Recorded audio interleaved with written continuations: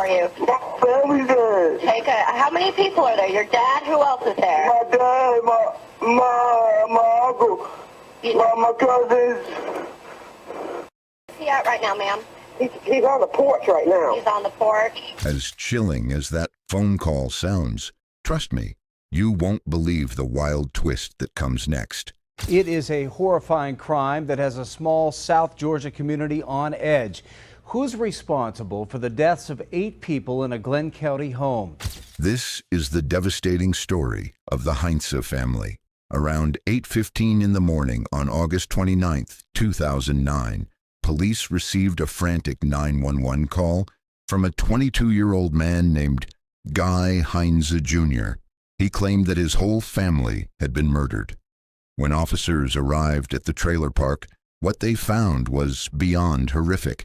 7 people already dead, and 2 others barely clinging to life. Sadly, one of the injured 19-year-old, Michael Toller, who had Down syndrome, passed away the very next day. Police later revealed the victims had been beaten with some kind of heavy, blunt object, and they suspected 3 people were behind this shocking and brutal attack. The case rocked the community and quickly grabbed headlines worldwide, earning the grim title of the worst mass murder in Georgia's history. But the real question that haunts everyone is, who could be so cold-hearted to do something this horrific to a family of 9? Now, when tragedies like this strike, especially within families, the one person left standing often becomes the center of suspicion. It's a bitter reality, one that walks a fine line between the search for justice and the human need to make sense of the unthinkable. In this case, that spotlight fell squarely on Guy Heinze Jr. Despite sounding absolutely broken, panicked, breathless, and devastated on that haunting 911 call, law enforcement couldn't immediately rule him out. In fact, to many investigators, something about his story didn't sit quite right. But before you jump to conclusions or clear his name entirely, don't close your tabs or lock your phone just yet. That phone call wasn't just a plea for help. It became the emotional backbone of this entire case. But to really understand what happened that day, we have to rewind the clock just a little. Thanks to handwritten statements provided by his partner Jody, along with a patchwork of surveillance footage and witness testimonies, we're able to stitch together a rare, intimate glimpse into Guy's final hours before the horror inside that trailer unfolded. Keep in mind, Guy didn't have a working cell phone at that time, so tracking precise times is difficult. And when you're recalling moments from a day soaked in trauma, memories blur, time warps, emotions twist the edges of every detail. But even with that, his story offers a chilling timeline that helps us piece together a narrative of what really might have happened. Now, Guy's day started like many others, early and routine. Around 7 a.m., he woke up and got ready for work in the trailer park, where he lived with his large, blended family. The trailer was crowded, often filled with as many as 13 people on any given night. It wasn't fancy, but it was home. One of the key people in that trailer home was Russell Toller Sr., a 44-year-old father doing his best to keep his family safe and steady. He wasn't Guy Heinze Jr.'s father, but he and Guy's dad, Heinze Sr., were longtime friends. Even though they weren't related by blood, the two families shared the trailer to help each other out, both emotionally and financially. Russell Sr. was the kind of man others could count on. He had a tough, no-nonsense attitude, but deep down, he was fiercely protective of the people he loved. His son, Russell Toller Jr., was only 20 at the time. He didn't talk much and liked to stay in the background, but those who knew him said he was always respectful and stood by his family no matter what. Chrissy Toller, also 20, was Russell Sr.'s daughter and the mother of a young son. She lived in the trailer with her 3-year-old boy, Byron Jimerson, the only one who would survive the brutal attack. Chrissy's younger sister, Michelle Toller, was only 15. Bright, energetic, and full of promise, Michelle was still figuring out who she wanted to become. Then there was Michael Toller, Chrissy's other brother, who was 19 years old and lived with Down syndrome. Michael had endured multiple surgeries throughout his life, but never let that dim his spirit. According to neighbors, he was sometimes loud, but always full of life, energetic, smiling, and constantly moving. His presence brought a unique joy to the home, and everyone who met him remembered his laughter. Also living in the trailer was Brenda Flanagan, a 49-year-old close family friend. She wasn't a blood relative, but she was a constant presence in their lives, someone who helped out and had been around for years. Alongside her was Joseph West, age 30, another longtime friend of the family who often stayed over and shared meals, laughs, and the daily ups and downs of life with them. And finally, there was Guy Heinze Sr., 45 years old, Guy Jr.'s father. Despite their complicated relationship, there was no denying the bond between father and son. Guy Sr. had a history of health problems and some legal trouble, but to his son, he was still family. He was still Dad. Altogether, they formed a tight, if sometimes chaotic, household, tied together by blood, love, and shared struggles. Now, as for Guy Jr., every morning he met his boss, Rich, at the entrance of the trailer park where he lived, and Rich would give him a ride to their construction job. Guy was working on building a house somewhere in Georgia, and this was just another normal Friday for him.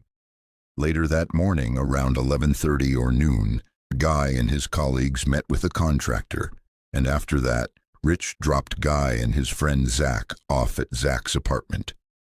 The plan was simple: chill, relax, and maybe go out to a bar later. Around lunchtime, Guy and Zach went out to eat, and then they went back to Zach's place to smoke some weed. To keep things clear, we'll just say substances here, since the video content could get flagged otherwise. After their little break, they headed to a golf clothing store to pick out some outfits for the night. Simple plans, but a typical day for these guys.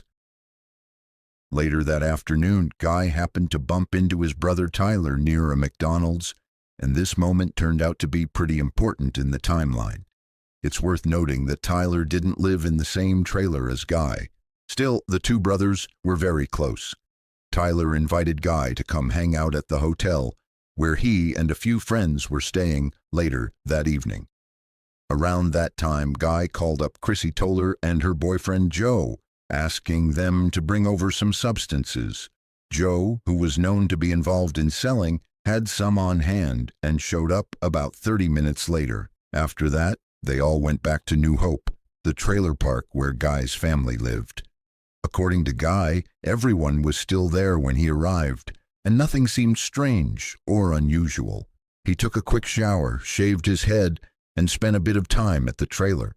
Then he got a call from Russell Jr., who needed help fixing a battery cable on a car at a nearby motel. So Guy left around 9 in the evening to go help out. He ended up spending some time there, helping with the car and hanging out with Russell Jr.'s girlfriend and her kids. On their way back, Guy stopped by a store where a woman working the sandwich shop confirmed she saw him at that time, which is a crucial piece of evidence. When they got back to the trailer, everyone was still there. Later, Guy borrowed Russell Jr.'s car to visit a girl named Summer, who had given him her number earlier. But when he got there, he got cold feet, feeling too out of it to see her. So instead, he went to a substance dealer's place and then headed to Barrington Park, a quiet spot he knew well where he could smoke in peace away from any police. He spent about 2 hours there under a tree, just chilling, though again he wasn't sure of the exact time since it was dark and he had no watch. After that, he tried to visit Tyler at the hotel again, but no one answered the door. One of the most important confirmations of Guy's story comes from surveillance footage at Parker's convenience store near the pier, where video showed him around 5:36 a.m. This evidence helped support the timeline Guy gave during his trial and added weight to his version of events. After that, Guy finally met up with Tyler and they spent some time together before dropping off Tyler's girlfriend and friend, grabbing food at a place called the Huddle House. And then Guy decided it was time to head back to New Hope. It was early Saturday morning now, and around 8 a.m., Guy arrived at the trailer. The moment everything changed. What he found inside was beyond horrifying. The scene was gruesome and heartbreaking, and in a recording from prison, Guy described the shock and horror of what he saw when he walked in. He talked about Michael, who was still barely breathing on the bed, and how he ran outside screaming for help. A neighbor named Peggy was there, and she was the one who called 911. 911, where's your emergency? Oh, New Hope Plantation, Highway 17 North. Okay, by New Hope, what's going on, ma'am? There's a kid, guy just came home and his whole family is dead. He's kind of hysterical. I can't understand. I haven't gone over there yet. Okay, tell me what the address is. Try and get that address for me. 140, 145, 140, and it's around to the back side. New Hope Plantation? Yes, ma'am.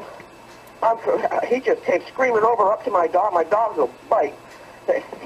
He's got a dog out there, too, that on the porch that may bite. I'm going to have to try to contain him. This is Guy. I don't know what his last name is. He said his dad is dead. Rusty's dead. He said everybody's dead. I know it's a house full of people that live there. Okay. What's his name? He's freaking out. It's Guy. Guy, what's his last name? Well, Guy, what's your last name? What's your last name, honey? Huh? Yeah, here, talk to him. I just got home, my whole family's dead. Okay, tell me what's going on, sir. What? I just got home I was out last night, I got home just now, and everybody's dead. I was on my dad's dead. How many people are there? There's like 6, my whole family's dead. Okay. It looks like they've been beaten to death. I don't know, man. Okay. I don't know what to do, man. Okay. Take a deep breath. They've got him coming for you. Just stay on the line with me, okay? Okay. Okay, get up now. They're coming for you. My family's dead. How many people are there? Your dad? Who else is there? My dad, my uncle, my cousins. Where's he at right now, ma'am? He's on the porch right now. He's on the porch. Uh-huh. And fire and whatnot. I still 911. I haven't gotten off the phone with him. I'm going to say, is it okay if I stay on the line with you, ma'am, until they get there? Okay, here's our Okay. my name's Mike. I'm the maintenance out here. Okay, what's going on, Mike? The guy that lives 2 doors down from me, his name is Guy Jr. I don't know his last name. He said his whole family's dead in here in the trailer. Okay. I'm standing right here in front of the trailer. I'm afraid to go in there. Yeah, no one should go in right now. Okay, I called the manager. She's supposed to be over there in a minute. Okay, yeah, we have everyone en route for you. We've got fire, EMS, and police coming to you. But I do want to stay on the line with somebody. She said, yeah, tell him to hurry. Do you think Michael's still alive? Someone's still alive? Is Mike still breathing? I can't go in there. Who's still alive? Which person? He's a young man. He's kind of he's got Down syndrome. Okay.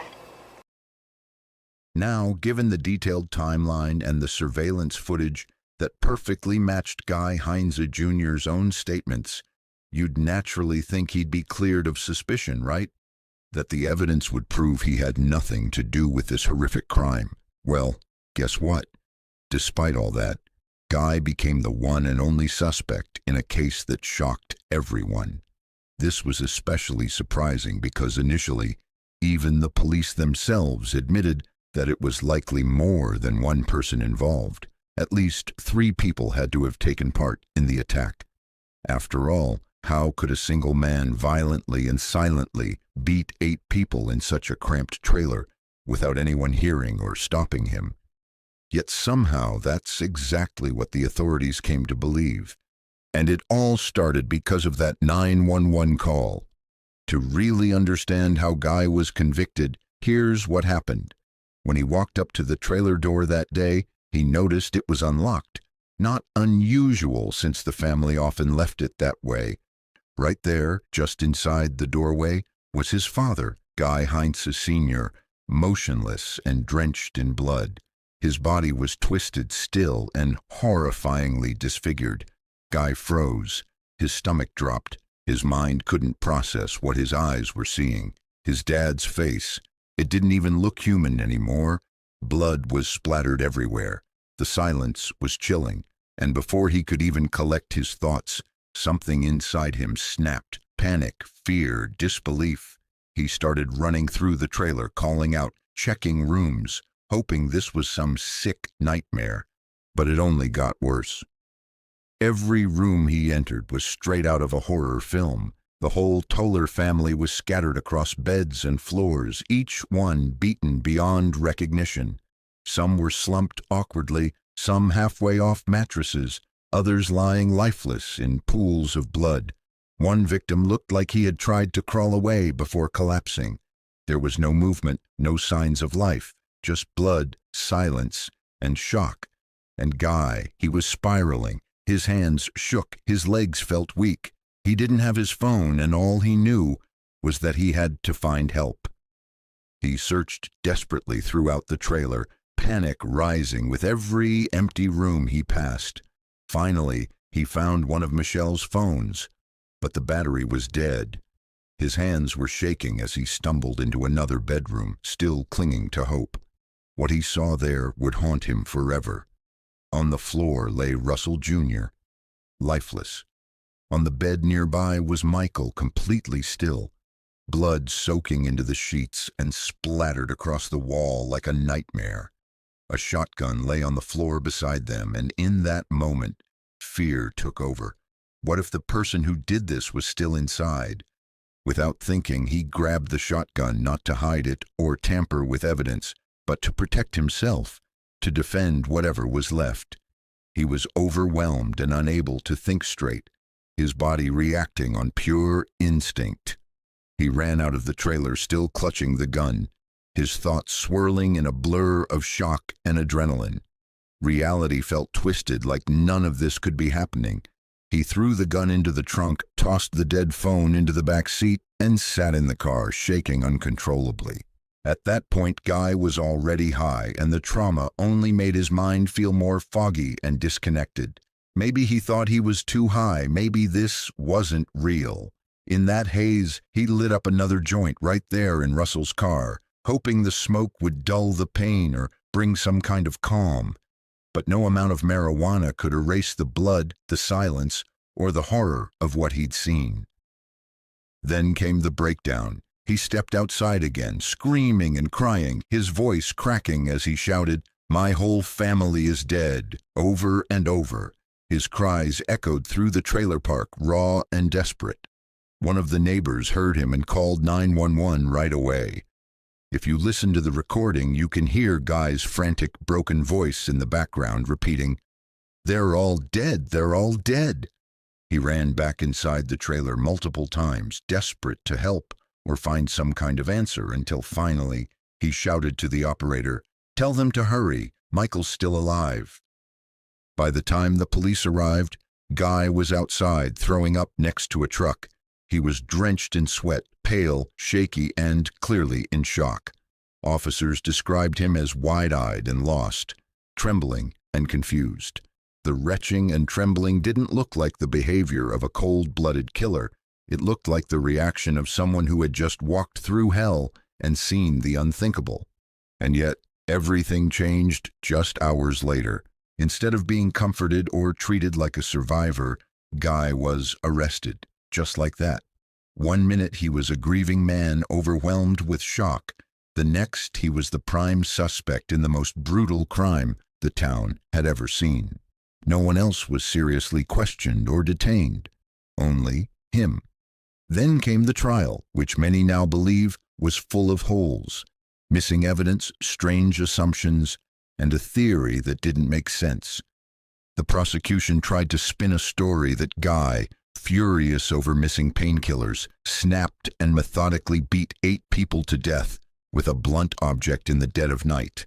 They claimed he did it quietly, leaving almost no evidence, and then showed up later acting like nothing had happened. But the story didn't add up. No one heard screams. No one heard a fight. There were no scratches or defensive wounds on Guy, no blood on him, no trail, no witnesses, no sign he cleaned up. And yet, despite all that, he was still convicted. District Attorney Jackie Johnson and her team celebrated it as a solid win. They believed they'd closed the chapter, locking up the man responsible for one of Georgia's most brutal family massacres. But cracks in that story started to form. Jody Sturt, who would later become Guy's wife, along with other justice advocates, began digging into the case. What they found wasn't just questionable, it was alarming. From the beginning, the case was circumstantial. Even the lead prosecutor, John Johnson, admitted that in court. "We don't have any evidence placing Guy Heinze Jr. at the crime scene during the murders," he told the jury, but they pushed ahead anyway, building the case on three basic things. Guy knew the victims, he used drugs, and he lived in the trailer. That was it. No eyewitnesses, no physical evidence, no confession, just assumptions. The Glynn County Police, led by Chief Matthew Doring, locked in on Guy almost immediately. He had found the bodies. He was the one who called for help. But instead of viewing him as a potential witness or even a victim, they treated him like the killer. One of the victims, Michael Toller, was still alive when Guy discovered the scene. Guy tried to help him, but Michael later died in the hospital. The toddler also survived, though with severe brain trauma. Neighbors who showed up after hearing Guy scream said he looked shocked, barefoot, and clean. They didn't see blood on him. He wasn't acting suspicious. He told them to call 911, and yet officers decided he was lying. They said blood on his shorts was incriminating, but Guy insisted it got there when he checked on the bodies. That explanation made sense, but they didn't want to hear it. The way the evidence was handled only made things worse. There was blood in a bathroom that might have belonged to an injured killer. Police photographed it, but never tested or preserved it. Other critical evidence wasn't tested either, or it was thrown out. Even the stuff that was collected, barely a fraction of it was ever analyzed. Then there's the issue with Officer Mike Owens. He took Guy's clothes but didn't log them into evidence that night. Instead, he kept them overnight, breaking the chain of custody. Internal Affairs had already flagged Owens for this kind of behavior in past cases. So how reliable could any of that evidence really be? Police also ignored leads, some of them serious. There were tips about possible gang-related suspects, people who had motives and violent backgrounds. These leads weren't followed up on until much later, right before the trial. By then, too much time had passed. Witnesses were gone, memories had faded, and the defense had little to work with. During the trial, the state's story stood on shaky ground. They brought in witnesses like Thomas Williams, who had been asleep in another part of the trailer during the time of the murders. He didn't see or hear anything, yet his testimony was still used to help shape the timeline. It didn't make sense. The whole case leaned heavily on assumptions and guesswork. So, how did this turn into a life sentence? How did a young man with no criminal history of violence and no blood on his hands end up behind bars for life? This wasn't just a courtroom failure, it was a failure at every level. From the rushed investigation to the ignored leads, to the mishandling of evidence and the lack of real proof, everything pointed to a system more focused on closing the case than getting it right. Today, that conviction is being questioned more than ever. Advocates continue to fight for a re-examination of the evidence, and people who once believed Guy was guilty are starting to take a second look. Now, I really want to hear what you think. Do you believe Guy was innocent? After everything, the lack of hard evidence, the sloppy investigation, the ignored leads, do you think justice was really served here? Share your thoughts in the comments below. If you've made it this far, be sure to check out this next video. I think you'll enjoy it. Thank you once again for watching.